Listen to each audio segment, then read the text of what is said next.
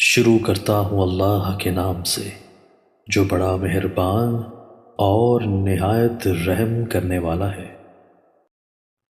حضرت ابو ہریرہ رضی اللہ تعالیٰ عنہ بیان کرتے ہیں،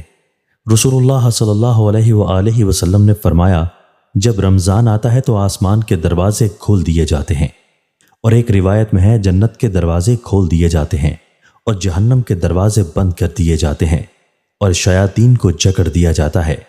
اور ایک روایت میں ہے رحمت کے دروازے کھول دیے جاتے ہیں۔ حضرت ابو ہریرہ رضی اللہ تعالیٰ عنہ بیان کرتے ہیں، رسول اللہ صلی اللہ علیہ وآلہ وسلم نے فرمایا، جو شخص ایمان و اخلاص اور ثواب کی نیت سے روزے رکھے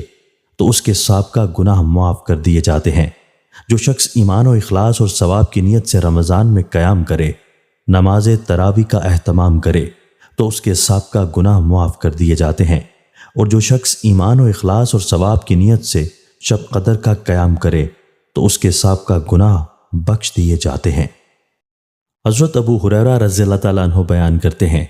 رسول اللہ صلی اللہ علیہ وآلہ وسلم نے فرمایا، ماہ مبارک رمضان تمہارے پاس آیا ہے، اللہ نے اس کا روزہ تم پر فرض کیا ہے، اس میں آسمان کے دروازے کھول دیے جاتے ہیں، جہنم کے دروازے بند کر دیے جاتے ہیں اور سرکش شیاطین بند کر دیے جاتے ہیں۔ اس ماہ میں ایک رات 1000 مہینوں سے بہتر ہے۔ جو شخص اس کی خیر و بھلائی سے محروم کر دیا گیا وہ ہر خیر و بھلائی سے محروم کر دیا گیا۔